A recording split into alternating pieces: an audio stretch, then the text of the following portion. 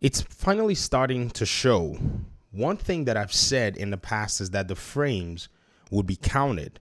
And also, I was wrong. I spoke out of turn when I made my video yesterday and said I'd looked through the internet and no one had done a proper comparison with the PS5 Pro and an RTX 4070. However, I stand corrected because apparently some of my audience members pointed out to me and said Digital Foundry just proved that the 4070 is 43% faster than a Pro in their latest Alan Wake 2 PS5 Pro video. I said, there's no way. 43% faster? That's crazy. So I jumped over to their channel, and apparently they have a video where they did the Alan Wake comparison. It's a 43-minute tech showcase. I think it's probably very detailed.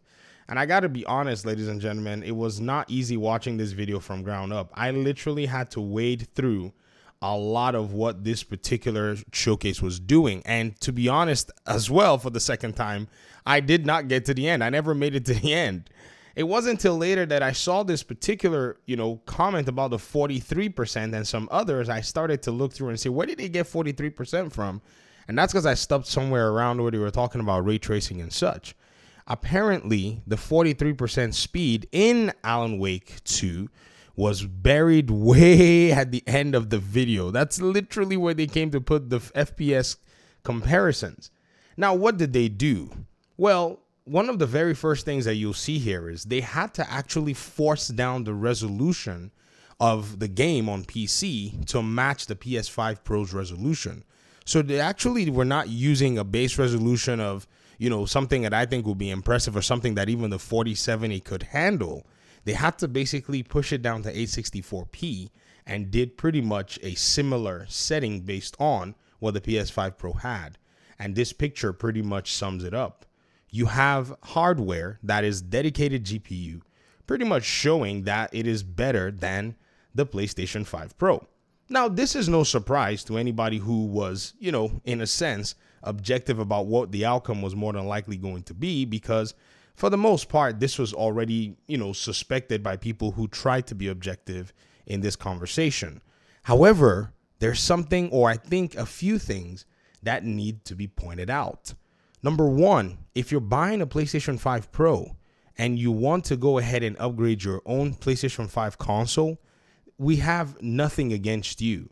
You are fine. Buy a PS5 Pro console, flex that money.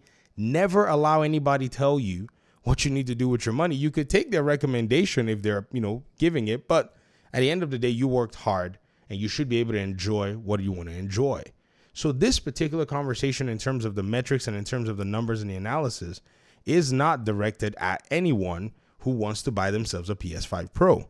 However, it is designed to actually point out the lies, the gaslighting that were actually put out here on the internet from so-called YouTubers, people who tweet on Twitter about the consoles, that this PS5 Pro hardware was going to somehow be in the same league as the 4070. And you know what? The positive thing for me in this video is I have to actually give it to the PlayStation 5 Pro. If you were to have, say, this particular scales, it's still doing well for a console. The one thing, though, that I can't give it is the price point, which I've said that the price to performance ratio never really did make any sense in the grand scheme of things. Plus, one of the things that you have to take into consideration is when you're actually looking at hardware, you can do all kinds of calculations. You can do, cost per frame. You can do all kinds of different percentage increases. They said it was 43% faster. What is the percentage increase that they actually raised it from? The folk at Digital Foundry had to then go back and get a 3070 to try to even see if they could get a, GPU that would work somewhat similarly.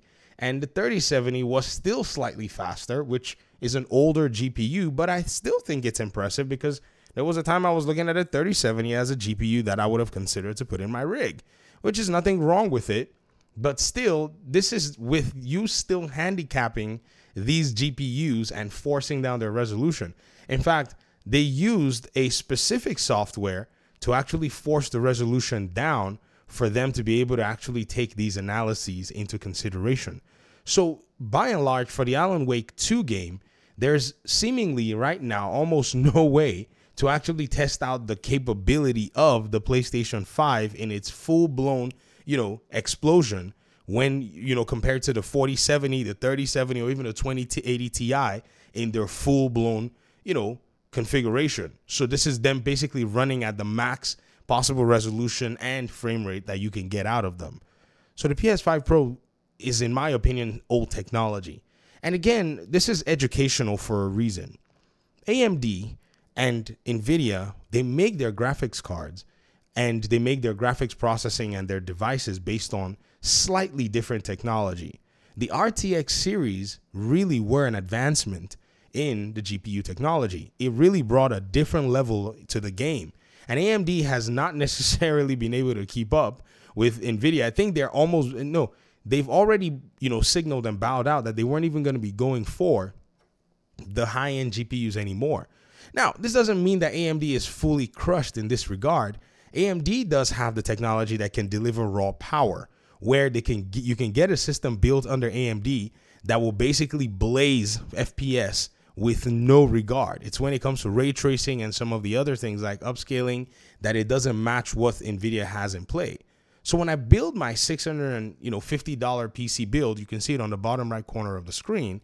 I think that build is more than likely in raw power with the 6750 XT. We'll be able to pretty much go head to head with the PlayStation 5 Pro if we were to be able to find scenarios for raw power, but that's just a hypothesis. We still need to wait for some other games to come in place. And also that CPU was a Ryzen 5 5500. So there might be some drawbacks with that CPU, but at the end of the day, I strongly believe that the suspicions that we had about this particular PS5 Pro is quite interesting. Now, here's what's crazy nonetheless. If this PlayStation 5 Pro needed to have the PC comparisons handicapped, and when I say handicapped, downscaled, I wonder what could be inside of its own GPU, because its GPU seems to give the notion that it is a 6700 non-XT. But the reality is, could it be actually, in terms of the hardware for the base PS5 anyways, could that 6700 non-XT be a overestimation of the GPU that's in there, while the PS5 Pro is probably now coming close to the 6750 XT or even close to the 6800? I don't necessarily think we can rule those out anymore. This hardware piece is only been sold by perception, and when the data point comes into place, it doesn't necessarily seem like we have, this particular reality match the hype that was put out there. This must be a lesson to those who came out with a lot of the noise, talking about all of this stuff like, oh, this is going to match the 4070. People coming out to gaslight other folk, saying, you're threatened by the PlayStation 5 Pro, blah, blah, blah, blah, blah. When in reality, if you actually have to run a comparison with these mid-range GPUs from 3-4 years ago, you actually have to go ahead and force down the resolution to try to see what, you can get out of them. When in reality, if we actually did say, let's find a way to get these resolutions up, it's not going to be even a fair comparison. And honestly, that's fine. You don't buy a console to get the very best performance in your gaming. You buy a gaming PC for that. And this difference is something that is known. And so don't let anybody try to fool you into thinking that you're going to buy a gaming PC that's going to catch up with what is modern within a 3-4 year window. You will still be blazed away, which at the end of the day, I don't even expect developers who are sensible to be making too many games that leverage the hardest, hitting hardware. If they want to sell, they need to continue to make hardware within these ranges. And the Alan Wake game is just one example nonetheless. There are still more examples that should be coming, and we'll be able to see what's going on. But I think it's already indicative of, if the scales are measured correctly, then the PlayStation 5 Pro is not going to catch up with the 4070. Simply because the 4070 is a better device. It is on NVIDIA's architecture, and also you have to account for a better CPU, which is supposed to not bottleneck the device. And this is where the unfair advantage actually comes into place. And so I hope nobody went ahead and bought the PS5 Pro thinking that they were going to match the 4070. I told y'all, I said if it would match it, that would be like a, $1,700 laptop. And I even said if it would match it, I would consider even buying it. But again, we're not seeing that so far, at least in this Alan Wake 2 technical test that Digital Foundry went ahead and did. You can watch it for yourself. I don't want to go ahead and play anything, in regard to the video. The results are quite clear. Thanks for those of you who actually pointed this stuff out. Some of you even pointed it out on the Discord server. I really do appreciate you guys' input. It's a community effort, and people can get educated. If somebody looks at a PS5 Pro now and looks at a gaming PC and says, you know what, maybe I might take the leap instead of getting a PS5 Pro, it would probably be a better option for them, or at least they understand more in terms of cost as to what it is that they're going to be getting into. Thanks for watching the video. Appreciate you guys' time and audience. Looking forward to more of these videos as, Digital Foundry and some other outlets do some more comparison. We also know that the Turk is also poised to get some comparison going. He posted on his community page a picture of a PS5 Pro and a 4070. And I don't know. I think that one's probably going to be a very interesting video because he will name names of these folk who actually did not pay very close attention to the data and tried to rigmarole their way past scientific work that had been done in hardware analysis.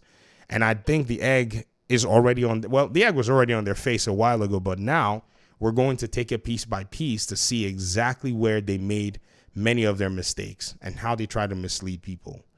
Talk to me in the comment section. Thanks so much for watching. Peace out.